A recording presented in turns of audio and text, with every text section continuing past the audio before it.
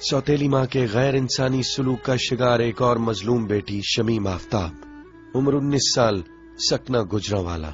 शमीम पर क्या बिप्तान पड़ी और बाप की बेटी से लाताल्लुकी ने क्या गुल खिलाए, जरा सुनिएगा। मैंने मैट्रिक किया है।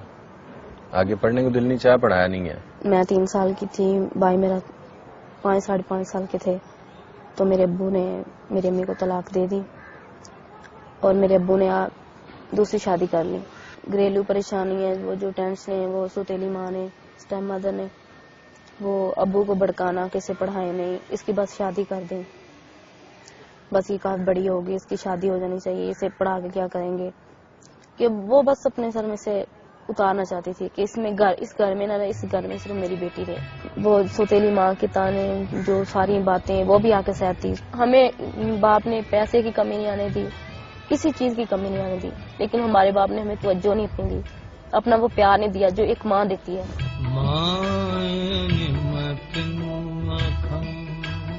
माँ का क्या, उन्होंने बाप का भी नहीं प्यार दिया। नहीं, कभी उन्होंने ख्याल नहीं किया कि कभी ख्याल, घर में आते थे हमें पता नहीं चल रहा था हमारा बाप कब आया और कब गया। शिकवा करती थी आप कभी उनसे? नहीं। क्यों? बेटी हैं आप। बस इतना टाइम नहीं वो देते थे कि मैं उनसे शिकवा कर सकूं।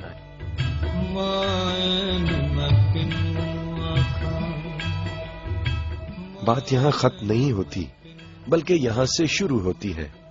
सौतेली माँ और सगा बाप बेटी को ब्याहना और जबरदस्ती डोली पर चढ़ाना चाहता था, लेकिन इजाबो कबूल की ये दास्तान जो बीबी सुना रही है, कम से कम एक मुस्लिम मुआशरे की तस्वीर हरगिज नहीं हो सकती। तो अचानक गांव का मौलवी है, मेरा भाई है, और वो जो मेरी स्टेप मदर है, मेरा बाप, ये अंदर दाखिल हुए और आते ही ना मेरे जो भाई ने मेरे बालों से पकड़ लिया। कोई बात किए बगैर ना, क्योंकि पहले वो मेरी मिन्नतें करते रहे कि तुम मान जाओ रिश्ते से, मैं नहीं मान रही थी ना। सारे मारना शुरू कर दिया, सब नहीं, अपनी तरफ से किसी ने कोई कसर नहीं छोड़ी। तो मेरा भाई कहता है, अब गांव का हत्या कि यहाँ तक मेरा बाप, इतनी मेरे बाप में गैरत नहीं थी कि गांव का मौलवी होकर मुझे मार रहा था, इतनी उसमें गैरत नहीं थी। इसी तरह फिर मार तो शद्दत करते रहे, मैं नहीं मानी, मेरे हाथ में बैन सूट कराते थे, मारते निकाला में भी साइन करो ना, निकाला। मुझे पता भी, लड़की का भी नहीं पता, मैंने देखा भी नहीं है। तो और आप उस मौलवी के सामने कहती रही कि मैंने कबूल नहीं करना। और अच्छा, वो मौलवी था, विलन था? मुझे सब तक वो मौलवी मारता रहा कि ये माने, ये माँ बाप कहने पे नहीं, मुझे कहता है कलमा पढ़ो, मैंने कहा मैंने नहीं पढ़ा, तुम मुझे मार भी दोगे ना, ये मेरे माँ बाप मार दे, तुम क्या होते हो हमारे मामले में बोलने वाले। मेरा चेहरा पहचाना ही नहीं जा रहा था कि ये मैं हूँ,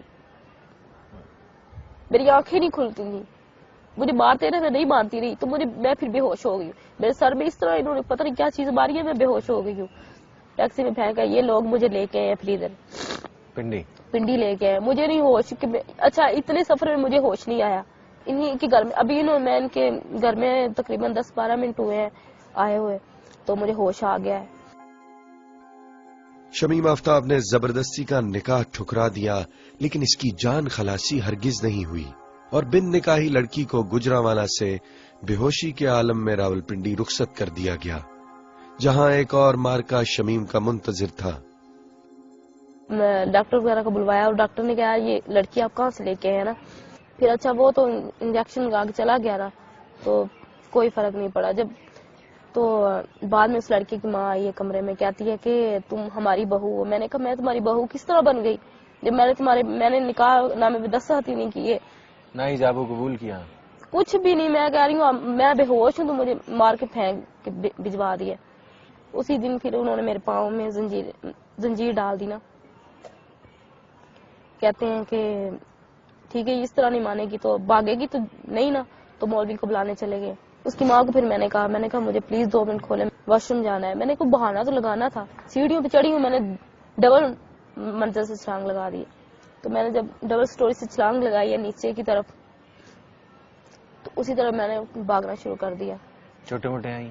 चोटें क्या आई, कपड़े फट के, इधर से तो टांगों से तो कपड़े फट के ना। दूसरी स्टोरी से छलांग लगाई है, सब लोग बाजारों में देख रहे हैं, मैं भाग रही हूँ, वो लोग मेरे पीछे टैक्सी लेके भाग रहे हैं। मैं फिर आबादी की तरफ चली गई हूँ, वो सड़क की तरफ चले गए हैं। एक घर में गई, आगे तीसरे घर में, वो अल्लाह ताला के फजलो करम से वो पुलिस वाले थे। अच्छा। वो पठान ही थे। اور وہ پورا محلہ ہے جو نا، پورا ایریا جو پولیس والوں کا تھا، میری حال دیکھی. پھر اس کو بات بتاتے بتاتے میں گر پڑی ہوں، میں بے ہوش ہو گئی ہوں، کیونکہ ادھر سے بھی چوٹیں لگی، ادھر سے بھی بھاگی، چھلانگ لگائی. اسی دن میں نے کہا میں اپنا ظلم سب کو بتاؤں گی کہ جو میرے ساتھ ظلم ہوا، جو ان لوگوں نے میرے سے ظلم کیا ہے. گجرانوالہ کی شمیم آفتاب نے ظلم و ستم کی جو داستان سنائی اس کے کئی تاریک پہلو ہیں، لیکن باپ جو بیٹی کے سر پر سایہ ہوا کرتا ہے، آج یہ بیٹی اسی سے دکھی ہو گئی ہے. کہ بغیر کہا کہ میرے باور بھائی نے بھیج دیا، اتنے غیرتی ہے. والد صاحب آپ کے کیا کرتے ہیں؟ بس زمیندار ہی ہیں. کیا نام ہے ان کا؟ ملک آفتاب حسین. گجرانوالہ شہر میں رہتے ہیں؟ نہیں، گاؤں میں کلیر اونچا میں رہتے ہیں. آپ کے ساتھ اس لیے ہوا کہ آپ بیٹی تھی؟ بالکل. کس سے شکوہ ہے؟ کس سے کروں؟ مجھے تو سب لوگوں سے شکوہ ہے. باپ سے، وہ چھوٹی شادی کرنے والے ڈرامے باز آدمی سے، یا اپنی قسمت سے؟ اصل میں مجھے اپنی قسمت سے شکوہ ہے. قسمت سے تو نہیں کرتے، کیونکہ شروع سے ہی میری قسمت اس طرح کی تھی. پیدا ہوئی تو ماں کا پیار نہیں ملا، پھر باپ کا نہیں ملا، بھائی بہن کی توجہ نہیں ملی، ماں باپ کی توجہ نہیں ملی، اور ابھی. اور یہ آپ سمجھتی ہیں کہ آپ کو صرف بیٹی ہونے کی سزا ملی؟ بالکل.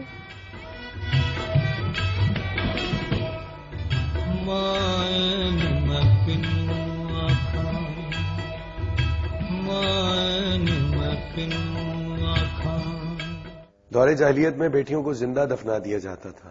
قبول اسلام کے بعد ایک نو مسلم عرب نے اقرار کیا کہ ایک بار وہ اپنی بیٹی کو زندہ دبانے کے لیے کھڈا تیار کر رہا تھا کہ اس دوران اس کے کپڑوں کو مٹی لگ گئی. بیٹی نے باپ کے میلے کپڑے دیکھے تو اپنے ننھے ہاتھوں سے اس کے کپڑوں کو جھاڑنے لگی. اس کے باوجود روایات میں جکڑے ہوئے اس باپ نے اس بیٹی کو زندہ دبا دیا.